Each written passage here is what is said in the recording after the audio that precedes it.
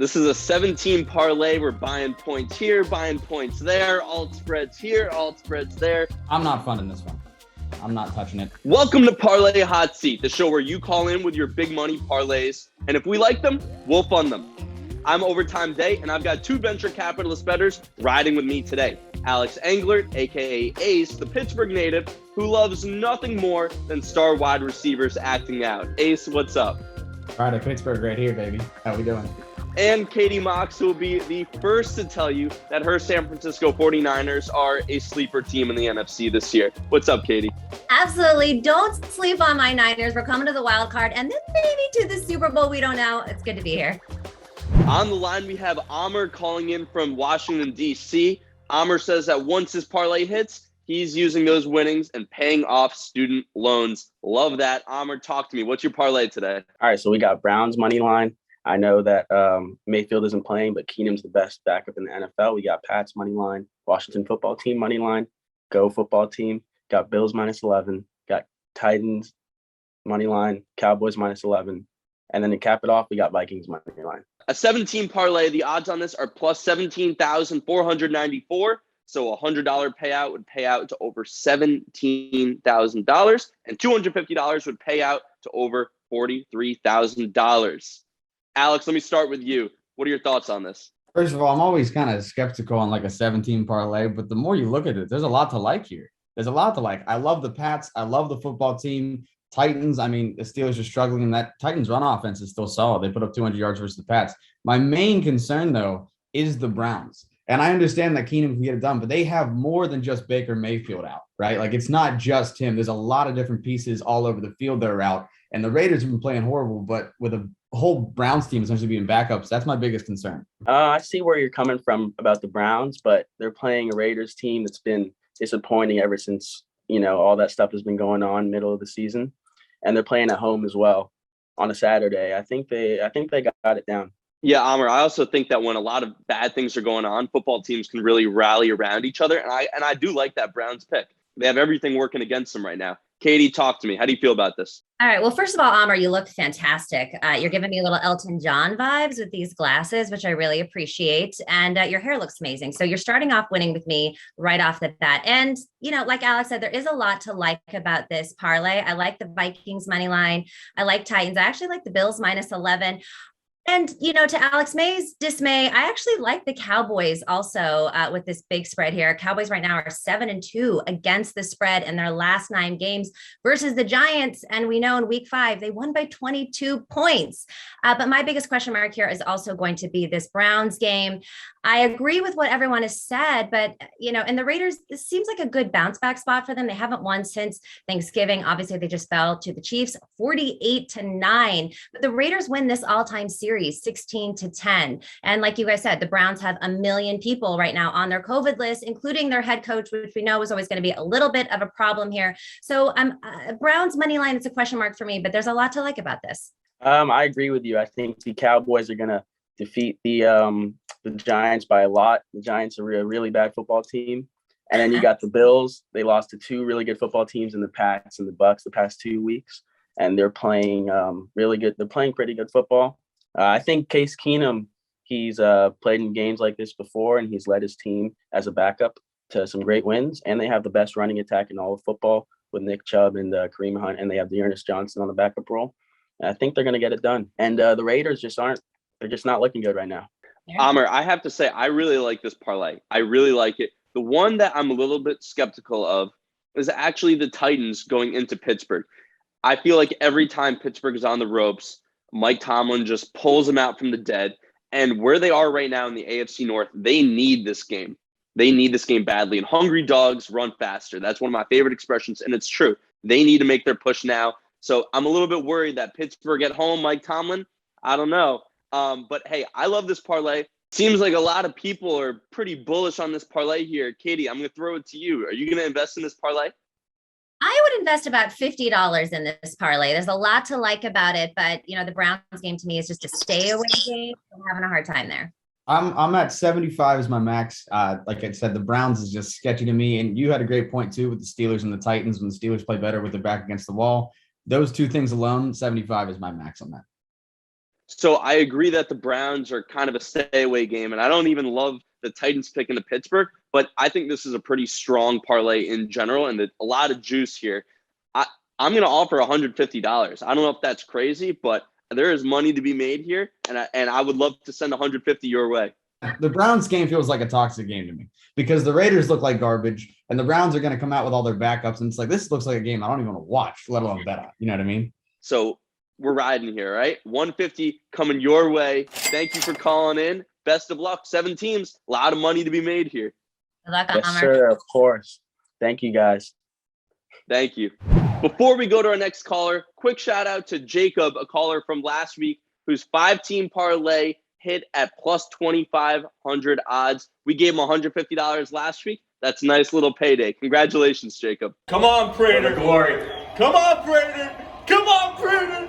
Let's go. Let's go. Let's go. On the line, we have Alec from Phoenix. It says here that when his parlay hits, Alec is going to use his winnings and pay off his student loans. Love that. Alec, talk to me. What's your parlay today? All right, so here's my parlay. Las Vegas Raiders team over 20.5. New England Patriots alternative spread plus 7.5. Philadelphia Eagles minus 6.5.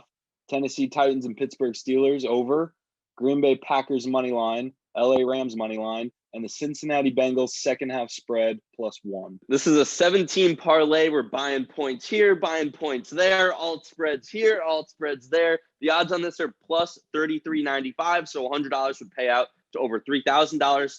$250 would pay out to close to $9,000. Katie Mox, I'm going to send it over to you first. Talk to me. How do you feel about this? There's some things to like about this. Obviously, Packers money line, I like a lot. I do like that over actually for the Titans and the Steelers, though. You know, when they met in week 7 of last season, the total was 27-24. So that's definitely over that mark, about 41. Titans average about 24.9 points per game. Steelers about 20.9 points per game. You know, they've hit over 41, the Titans have, in 9 of their 13 games this season. So I really like that. Bengals second half spread. You're going to have to explain that one to me. I don't know what the stats are with Bengals in the second half or why that happened. All right. So for Cincinnati, this is a hot one for me. All right. You got to love it when you read the numbers. So Cincinnati traditionally this year has been very slow in their first half approach, but in the second half, that's where they turn it on. Right now, Cincinnati has found the end zone 24 times in the third and fourth quarters, and their opponents only 14 times. I took their second half last week against San Francisco. They got smashed the whole game. And then boom, they put up 14 points in the fourth quarter. San Francisco, nothing. Sent it to overtime. So I believe in that. Number 2 part of that, Denver's slow in general in their offense this year. They count on their defense to win their game. I think they shut down the Bengals in the first half, which is why I won't take their money line. But I will take them in the second half to start to warm up and to make it a game with Denver. Ace, I want you to jump in here. What are your thoughts on this? So, yeah, there's a few things that I do like. And I was hesitant on the Bengals one as well. I'm happy you explained that because, quite frankly, this is a coin flip game for me. Like Denver, you know, they beat the Cowboys and the Chargers and they get smacked by the Eagles. And Cincy loses to the Jets, but somehow they blow out the Ravens. So it's like both teams have good and bad. My main hesitation, though, this Eagles 6.5. I don't know where they're getting 6.5, 7 points. The Eagles have not won an NFC East game this year. Washington, who just came off a nail biter versus the Cowboys, who I would argue are exponentially better than the Eagles. I think Washington wins this game outright, period. I don't know where the Eagles are getting all these points. That's my biggest concern with this. Yeah, I'm worried about that too. Alec, what are your thoughts? At the beginning of it, that was my biggest concern too. And so I, just like you, I'm like, why is the spread looking like this? So I looked into it. If you really look at the outspread of their season, Washington has only had a very recent stint of success. Overall this season, though, I mean, they've had a pretty poor season. And when it comes to talent, the Eagles have a lot more talent that's starting to finally develop and starting to finally get figured out. I think we're catching Philadelphia on their stride, whereas Washington is finally starting to break down. Yeah, I have to say, I share the same concern as Ace here. And Washington really, they got dominated last week by that defensive line of Dallas. But Washington can make these games kind of ugly. And then you look at the end and then they're right there at the end. And Eagles don't feel like a team that can really put away a team like Dallas can. So I'm a little hesitant. Katie, I want to send it over to you. Are you interested in sprinkling on this parlay? Yeah, you look, Alec, I think you're a really smart guy. Like we came to you with like, what are these weird things that you're doing? Bengals second half, and you really came with a lot of insightful insights for us or stats for us there. We didn't get to talk about the Raiders, but I'm assuming versus the Browns being so injured, that's why you're going to take the Raiders over their team total. I think you're a savvy guy, and a little bit in the pre-show, you did talk about how you almost hit last week's parlay. So I'm gonna give you $100 just because I believe in you. I don't believe in necessarily everything on here, but I believe in you. Okay, Ace. I'm not funding this one. I'm not touching it. I think that the Eagles -6.5, that scares me, but also the Titans Steelers over at 42.5. The kickoff for this game is looking around 25 degrees in Pittsburgh. So ball's going to be on the ground a lot. That clock's going to be ticking a lot. Now, granted, the Steelers got cooked by the Vikings for like 2,000 yards, right?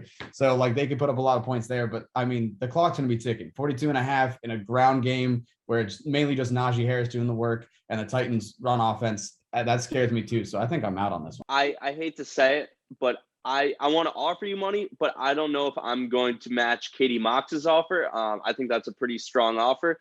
When I see a lot of these hooks left and right, it feels like there isn't enough juice for me to give it on a 17 parlay. So I'm going to let Katie have this one. $100 coming your way. Wish you the best of luck. I know Kate will all be watching, but Katie, big time rooting interest there. Thank you for calling in, Alec. Christmas is coming early for Katie Mox and I. All right. And the Alexes, they can do their thing.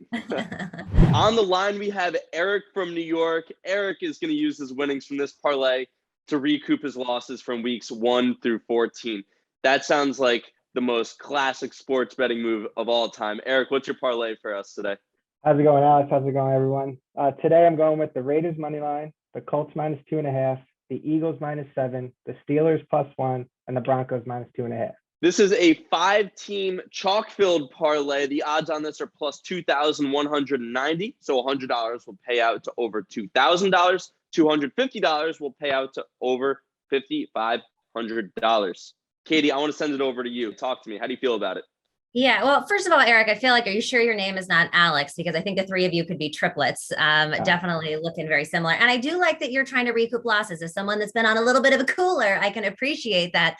Looking at this Raiders money line, oh, this is just a bad spot for any bettor to be in. If you look at what's happening with the Browns, it's really unpredictable. I understand what you're thinking here. It's a good bounce back spot potentially for the Raiders. They do have the edge in matchups head to head. They are 4 of 5 in the last 9, dating back to 2006.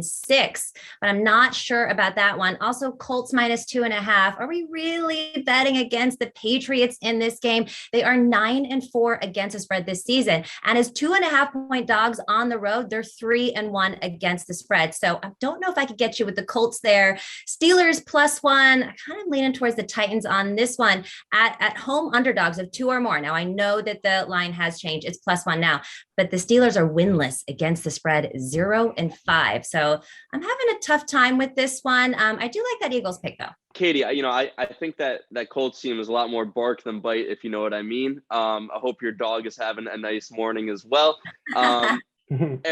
Eric, what are your thoughts? Well, I understand where you guys are coming from right there with the Colts and with the Raiders and with the Steelers. The Steelers is flat out. Big Ben's got 2 more home games left. This guy wants to go out in style, all right? Got some divisional opponents coming up. I think he's going to put on a show for the crowd. The Colts and the Patriots are coming both off of a bye. I know the Patriots are 5-1 against the spread on the road, but both of them coming off a bye. I think the wrong team's favored here. I think the Patriots are due for a letdown after winning 7 in a row. And the Raiders, strictly that bet's off of COVID. No coach, no Baker Mayfield. Got to ride with the Raiders there. I'm a little worried that everyone's going to be riding with the Raiders. And now the value is flipping to the Browns. Like, I might just stay away from this game personally. You have to be a real dog to be betting that game in general. Ace, talk to me. So a lot of things I do like in this. First of all, man, I think you got some sound bets. I like the Raiders, like we just said. Broncos and Bengals is a coin flip game to me, and I think -2.5 is worth the home field advantage that Mile High provides. That game, it's tough to play there. We all know that. So -2.5, I like that there. The Steelers, I'm a Steelers fan, so you don't know how to convince me to take them, right? I think that this game goes one of 2 ways. Either the Titans gash them on the run game, or the Steelers have their back against the wall and they win in front of their home crowd like they did versus the Ravens, right? What concerns me is the Eagles -7. They get blown out by the Colts. They haven't won an NFC East game all year. Meanwhile, Washington took the Cowboys all the way down to the wire. I don't see that the Eagles cover -7 here. And then it's tough for me to bet against Bill Belichick. He scares me as a person. I'm terrified of him. And minus 2.5 for the Colts is just not something I don't think I want to hitch my wagon to. Yeah, dude, he's terrifying. Yeah, so I agree with you there. Bill's a scary guy, but I think a majority of the people out there don't understand the Colts have a top 4 offense. And I'm just going strictly off a letdown for the Patriots here. But going back to the Eagles, with the Eagles, Washington's got 17 players on the COVID reserve. And their backup quarterback, I think it's Kellen Allen, is out also. So we're looking at Heineke himself representing the whole team right there, with potentially a starter coming off of the practice squad, a backup coming off of the practice squad. When I look at this, I've actually looked at their Twitter, Washington's home Twitter. I followed an interview that Tyler just did the other day. His elbow hurts. He took a helmet off the knee. If this guy comes out of the game with all these starters out, I think the Eagles roll here, especially Eagles coming off of a bye. Ace or Katie, would one of you like to give some money to our guy Eric here? First of all, I love that rebuttal because I was at 0, but now I'll give you 50. I really liked your points there. There's enough that I do like with the Broncos, Steelers, and Raiders. Colts, I mean, yeah, maybe I'll bet against Belichick, which sounds like a bad idea, but I can get behind it because I don't want to see him win, right? So 50. I'm looking at the same. Well, first of all, you're a very smart guy. You gave a lot of good rebuttals to our questions here. And we always like to fund people who are smart, right? I mean, you could be on the wrong side of a bet almost every time you make it, but as long as there's some good insight into it and it feels like a smart bet, I'm always happy to fund that. I just have a hard time with this Raiders money line. I understand everything you're saying, but to me, this is a complete stay away game that no one should really be touching. So I have a hard time with that. I would probably give you the same $50. I don't know that I could do more than that. I'm going to sit this one out. I have too many questions about the Eagles pick, the Raiders pick. The Broncos are a team I just haven't been able to figure out because one week I think they stink and then the next week they look great. That's just a team I haven't been able to put my finger on all year. I'm going to let these two duke it out. Would one of you like to up the other? Right now we're at 50 apiece. Ace, Katie? I'll give you 75. I'll up it and I'll do 75. And there it is. Because I feel like you gave good. Yeah, you gave. I mean, I think what you said about the Eagles was spot on, and that was something we'd all been questioning all day. So, and look, it is a good bounce back spot for the Raiders. I would stay away from this game, but given all the COVID situations, sure, I'll give you 75. When this $75 parlay hits, it'll pay out to over $1,500. Eric, congratulations, man. Yeah, thank you guys. I appreciate the time. That's it for us today. If you think you have a winning ticket, hit us in the comments, DM us, get in contact with us any way you can. We would love to fund your bets. No purchase necessary, 21 or older to enter. Visit overtime.tv/contest for the full rules. Don't stop, hey, don't stop, hey, hey. You know the drops don't stop and neither do the blessings, y'all. If you want to get dripped and fitted like your boy, all you got to do is click the link over here. Also, don't forget to subscribe this away and check out more fire videos over here. While y'all do that, I'm going to tell my mama I'm on overtime.